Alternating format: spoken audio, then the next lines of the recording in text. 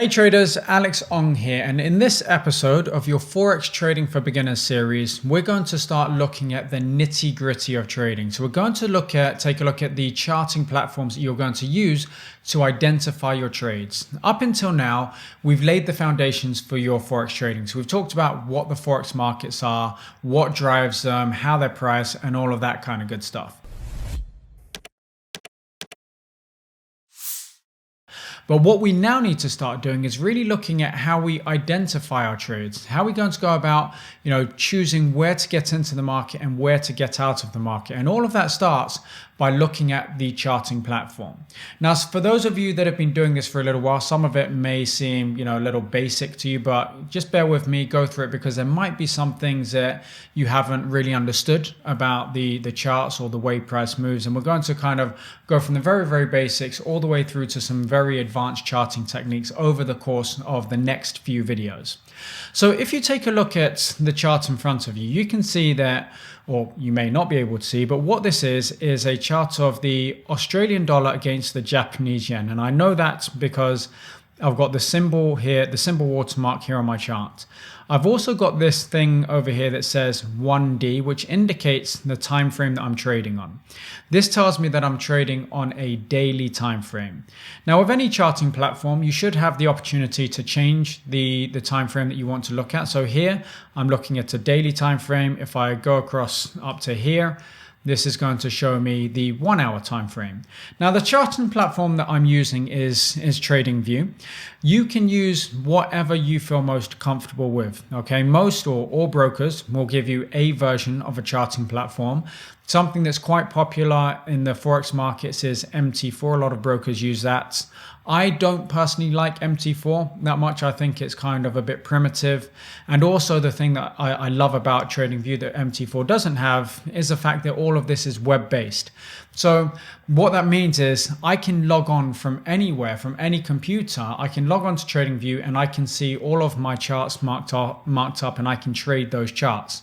Whereas if I was trading something like MT4 and I didn't have my computer with me, I would have to look at, downloading MT4 on a different machine, installing all of the indicators and, putting all of my analysis on there, all of my technical analysis and indicators on there all over again. Whereas TradingView, as long as I have an internet connection and a machine, whether it be an iPad, an iPhone or whatever, I can access these things, these charts.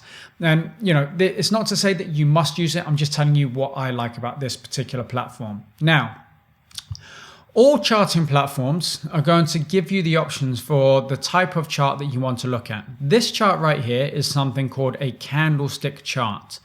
A candlestick chart, the reason it's called a candlestick is that these bars here resemble candlesticks. So what they have is they've got a body, and then at one or both sides, you've got these little thin lines here.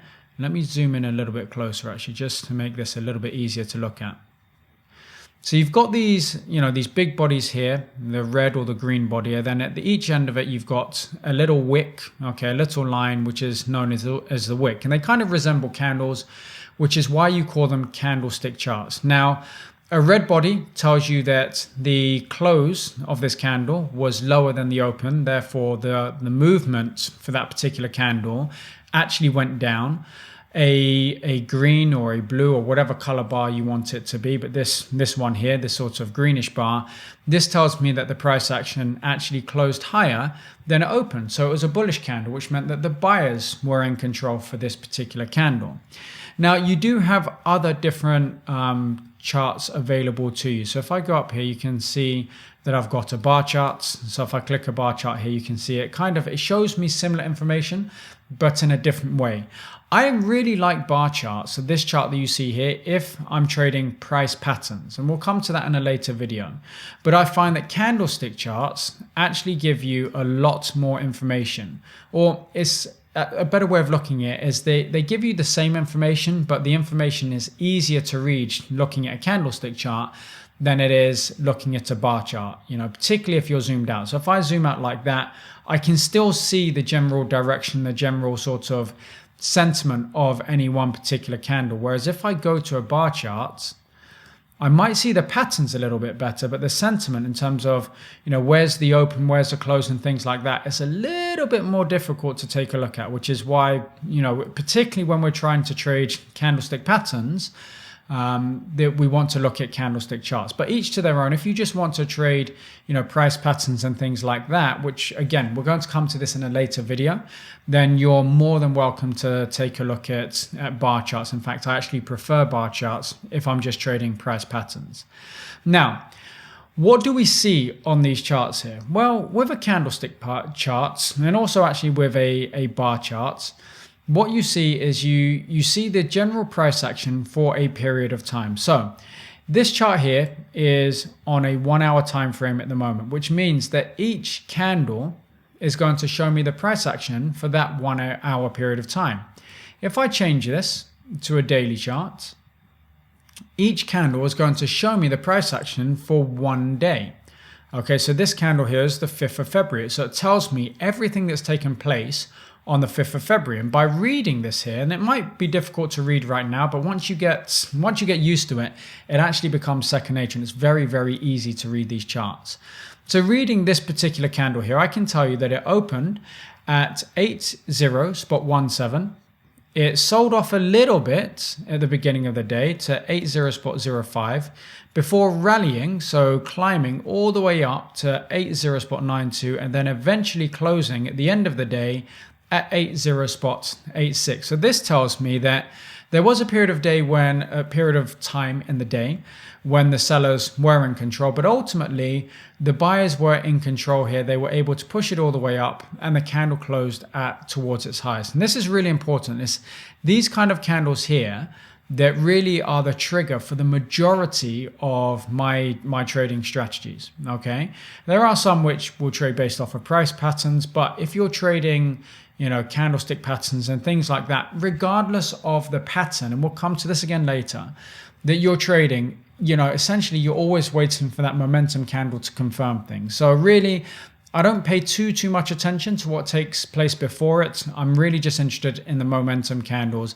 if it aligns with the rest of my views. Okay, a bearish candle, so a red candle, tells you exactly the opposite. So if we take a look at this candle here, we can see, let's zoom in a little bit more. We can see that the candle opened at 83.53. It rallied temporarily up to 83.81 before selling off, so moving down to 82.08. So this is a big bearish candle where we can see that the sellers were clearly in control. And again, I would call this a momentum candle. If we jump across to the bar charts, we can see that the bar charts, they tell us similar information, okay? But it's just a little bit harder to see. So the bar charts, the little thing that sticks out on the left-hand side is the open. The little sort of bar or whatever you want to call it that sticks out of the right-hand side is the close, all right? So if you look on the left-hand side, you can see where the candle opened. You look on the right-hand side, you can see where it closed. As I said, I prefer trading price patterns on these charts here. I find that they're easier to spot. But if I'm just going to trade an individual candlestick pattern, which a lot of my strategies are built around, I'm going to opt for a candlestick chart rather than a bar chart. Now, you may have noticed that there are many other different types of charts. So I could use a line chart. I could use an area chart. I could use, a Heikin-Ashi chart, Renko chart, range chart. All of them are completely valid, although I would say that when you just first start off, you really want to be looking at either a candlestick chart or a bar chart just until you get the basics, okay? Now, with every trading platform, you are going to get a bunch of indicators that you can apply to your charts. So if I go here on TradingView, you can see that I've got, there's favorites. If I go to my technicals, there are a number of different indicators in here. Indicators essentially are things that are going to help you confirm what you see on the chart. They're not a replacement for price action. You always want to be able to read the chart, a naked chart like you have here. And then what you can do is you can add indicators to make the analysis process a little bit quicker, a little bit easier, a little bit more objective. But you need to remember that indicators, for the most part, are lagging in nature. So they're going to be based off of previous price action, which, although it's an okay indicator of what's going to take place in the future, it's not quite as up to date as looking at the individual candles here. So when we trade, we like to use a combination of both. We have indicators to kind of confirm what we're seeing, make that that identification process a little bit easier, and then we actually execute based on price action so that we're getting as close to the market as humanly possible, which means that we're going to be able to take the best reward to risk opportunities out there. We don't have to wait for the indicators to catch up, which often means that you get into your trades later than you would if you're just trading pure price action. Okay. But there are a number of indicators on there. A lot of newbies, they get tied up in trying to add far too many indicators. 1, 2, 3, 4 indicators is okay. If you start going above that, then it's a little bit overkill, and you're relying too much on your indicators to make your trading decisions. Okay, so that kind of wraps it up for this intro module of the charting part of this Forex for Beginners trading series. I hope this makes sense to you. What I would suggest you do right now is go and pull up a chart. If you don't have access to one, then go to www.tradingview.com. I'll post a link beneath the video here as well, so you can click on that link and go and take a look at their charts. Have a little bit of a play. Okay, so set up your charts and things, and then once you've done that, come back to these videos and we'll start looking at the different analysis process. So how is it that we actually identify our trades?